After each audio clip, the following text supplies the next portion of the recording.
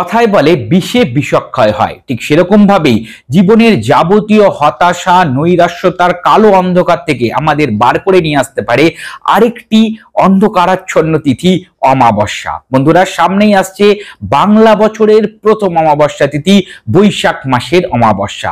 আজকে জানবো এই অমাবস্যা তিথির সময় নির্ঘণ্ট আর বছরের প্রথম অমাবস্যায় করা বিশেষ কিছু উপায়, যেটা সারা বছর আমাদেরকে সুরক্ষিত রাখবে যে কোনো ধরনের অন্ধকারাচ্ছন্ন ঋণাত্মকতা থেকে আমাদের জীবনকে সুরক্ষিত করে আলোর দিকে ধাবমান করবে। নমস্কার দর্শক বন্ধুরা, সহজ ভাষা ধর্মকথার এই নতুন পর্বে আপনাদের সকলকে জানাই সুস্বাগতম। সহজ ভাষা ধর্মকথা মানেই জটিল সমস্যার সহজ সমাধান হাতের কাছে থাকা দ্রব্য দিয়েই। চ্যানেলটিকে যদি এখনো সাবস্ক্রাইব করে না থাকেন, অনুগ্রহপূর্বক সাবস্ক্রাইব করে পাশে থাকা বেল বাটনটা ক্লিক করে দেবেন, যাতে পরবর্তী ভিডিও নোটিফিকেশনগুলো মিস না হয়ে যায়। বন্ধুরা, প্রথমে জেনে নিই বৈশাখ মাসের অমাবস্যা তিথির সময় নির্ঘণ্ট বাংলার 1432, ইংরেজির 2025 সালের। বন্ধুরা, তিথিটি শুরু হয়ে যাচ্ছে 26শে এপ্রিল 2025 শনিবার দিন শেষ রাত্রি 3:38 থেকে এবং থাকবে পরের দিন অর্থাৎ 13ই বৈশাখ 1432 বঙ্গাব্দ, ইংরেজির 27শে এপ্রিল 2025 রবিবার দিন সারাদিন এবং শেষ হবে রাত্রি 1:12 পর্যন্ত। উদয় তিথি অনুযায়ী 27 তারিখ অর্থাৎ 27শে এপ্রিল 2025 রবিবার দিন আমরা এই বছর বৈশাখ মাসের অমাবস্যা তিথি পালন করছি। বন্ধুরা, এই দিন সকালবেলা উঠে প্রথমে গঙ্গা জলের সাথে স্নানের জল মিশ্রিত করুন এবং স্নানাদি ক্রিয়া করে নিন যত সকাল সকাল সম্ভব। এরপর একটা তামার পাত্র নিন, তার মধ্যে পবিত্র জল নিন, গঙ্গা জল বা গঙ্গা জল না থাকলে বাড়ির পরিষ্কার জল নেবেন, একটু আখের গুড় নিয়ে নেবেন, লাল ফুল দেবেন এবং সূর্যদেবকে প্রণাম নিবেদন করুন, অর্ঘ্য নিবেদন করে দিন। বন্ধুরা, এরপরে যে কোনো শিবালয়ে গিয়ে বা বাড়িতেই শিবলিঙ্গে জল এবং কালো তিল দিয়ে শিব অভিষেক করুন। বন্ধুরা, এই সুন্দর তিথিতে দান পুণ্যের বিশেষ নিয়ম আছে। এই দিন আপনারা যে কোনো অন্ন, বস্ত্র বা গরম থেকে যেগুলো মানুষকে মুক্তি দিতে পারে সেই জাতীয় দ্রব্য দরিদ্র ব্যক্তিদের মধ্যে দান করতে পারেন। যে কোনো স্থানে যেখানে অনাথ আশ্রম আছে, বয়স্কদের বৃদ্ধাশ্রম আছে, এই রকম স্থানে গিয়েও আপনারা দান করতে পারেন। তাদের প্রয়োজন অনুযায়ী সমস্ত সামগ্রী আছে সেগুলো আপনারা দান করতে পারেন। বিশেষ করে গরম থেকে যেগুলো নিস্তার দিতে পারে সেই জাতীয় দ্রব্য, ছাতা, জুতো, চটি চপ্পল যেগুলোই আছে, গ্লুকোজ ইত্যাদি, যেগুলো গরম থেকে মানুষকে তৃপ্তি দেয় সেই ধরনের জিনিস বা ফল, সেই ধরনের জিনিস আপনারা এদিন দান করতে পারেন। বন্ধুরা, এরপরে যে ক্রিয়াটা আপনাদের অবশ্যই করা উচিত, অমাবস্যা তিথিকে পিতৃপুরুষদের উদ্দেশ্যে দান পুণ্যের বিশেষ তিথি বলা হয় এবং পিতৃদোষ থেকে আমরা বেরিয়ে আসতে পারি বিশেষ কিছু সহজ প্রক্রিয়ার মাধ্যমে। এই দিন সন্ধ্যেবেলা যেখান থেকে আমরা রান্নাঘরের খাবার জল সংগ্রহ করছেন সেই স্থানে একটা অবশ্যই প্রদীপ প্রজ্বলিত করবেন।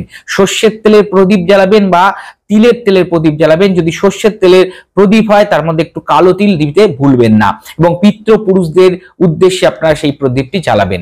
দর্শক বন্ধুরা, এই বিশেষ তিথিতে অশ্বত্থ গাছের নিচেও একটি প্রদীপ প্রজ্বলিত করার চেষ্টা করবেন এবং এটিও সন্ধ্যেবেলায় জ্বালাবেন। একইভাবে সর্ষের তেল বা তিলের তেলের প্রদীপ হতে পারে। যদি সর্ষের তেলের হয় অবশ্যই তার মধ্যে একটু কালো তিল দিয়ে অশ্বত্থ গাছের গোড়ায় দেবেন এবং পিতৃপুরুষদের মঙ্গল কামনা করতে ভুলবেন না। এদিন যা দান পুণ্যাদি করবেন সমস্তই পিতৃপুরুষদের মঙ্গল কামনা করে করবেন। বন্ধুরা, এই বিশেষ তিথিতে যে কোনো শিবালয়ে গিয়ে আপনারা পূজা অর্চনা করতে পারেন। যে কোনো কালী ঠাকুরের মন্দিরে যান, অমাবস্যা তিথি বিভিন্ন মন্দিরে পুজো অর্চনা চলবে। সেই দিন যে কোনো মন্দিরে গিয়ে পুরোহিতদের কিছু দান দক্ষিণা করতে পারেন এবং তার সাথে মায়ের পুজোতে আপনারা অংশগ্রহণ করুন। জবা ফুলের মালা মাকে নিবেদন করে দিন। মৌসুমী যে সমস্ত ফল আছে সেগুলো মাকে নিবেদন করুন। বন্ধুরা, এই বিশেষ তিথিতে যে কোনো শিবালয়ে গিয়ে বা মা কালীর মন্দিরে গিয়ে প্রদীপ জ্বালাতে ভুলবেন না। বন্ধুরা, আপনারা এই ক্ষেত্রে সর্ষের তেলের প্রদীপ, তিলের বা ঘিয়ের প্রদীপ জ্বালাতে পারেন এবং এই প্রত্যেকটি প্রদীপের মধ্যেই অল্প পরিমাণের কালো তিল অবশ্যই দিয়ে প্রজ্বলিত করুন। বন্ধুরা, এই বিশেষ তিথিতে বাড়িতে বাস্তুদোষ কাটাবার জন্য ঘুঁটে জোগাড় করুন। ঘুঁটে যে কোনো দশকর্মা দোকানে পাওয়া যায়।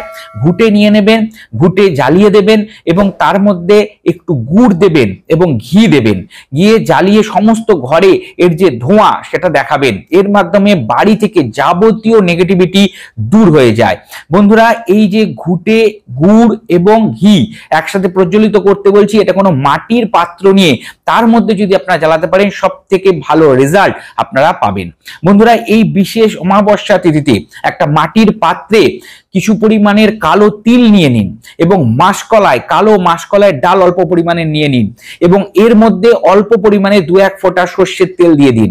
দিয়ে ওই মাটির পাত্রটি আপনারা রাত্রেবেলার দিকে বাড়ির দক্ষিণ দিকে রেখে দিন। পরের দিন সকালবেলা ওই পাত্রটি নিয়ে গিয়ে কোনো গাছের গোড়ায় রেখে দিয়ে চলে আসবেন। এর মাধ্যমে বাড়ির থেকে যাবতীয় নেগেটিভ এনার্জি বেরিয়ে যাবে। বন্ধুরা, এই বিশেষ তিথিতে 5টা গোলমরিচ হাতে নিন, 5টা গোটা গোলমরিচ হাতে নিয়ে আপনারা কোনো ফাঁকা স্থানে চলে যান যেখানে খোলা আকাশ মাথার উপরে দেখা যাচ্ছে। প্রথম গোলমরিচটি আপনারা আপনাদের সামনের দিকে ফেলুন, একটা গোলমরিচ ডান দিকে, একটা বাঁ দিকে, একটা পেছনে এবং শেষ গোলমরিচটি উপরের দিকে ফেলে দেবেন এবং আপনাদের সারা বছর যেন মঙ্গলময় কাটে সেটা আপনারা ইউনিভার্সকে জানাবেন বা আপনাদের যে দেবদেবীর ভালো লাগে সেই দেবদেবীকে স্মরণ করে এই কাজটি আপনারা করে নেবেন।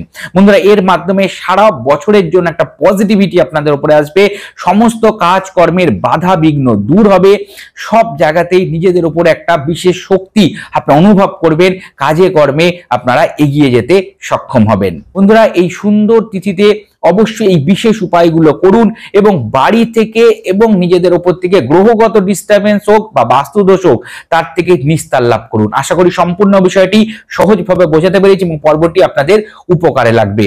দর্শক বন্ধুরা, যদি পর্বটি ভালো লেগে থাকে একটা লাইক দিয়ে আমাকে উৎসাহিত করুন এবং সহজ ভাষা ধর্মকথা এরকম আরো পর্ব পেতে আপনাদের এই প্রিয় চ্যানেলকে সাবস্ক্রাইব করে পাশে থাকা বেল বাটনটা অবশ্যই ক্লিক করে দিন যাতে পরবর্তী ভিডিও নোটিফিকেশনগুলো মিস না হয়ে যায়। আর বন্ধুরা, আমাদের ফেসবুক পেজ সহজ ভাষা ধর্মকথা, ওখানে একটা লাইক দিয়ে রাখুন। হিন্দু ধর্মশাস্ত্রে বিভিন্ন বিষয় মন্ত্রতন্ত্র ওখানে নিয়মিত আলোচনা হয়ে থাকে।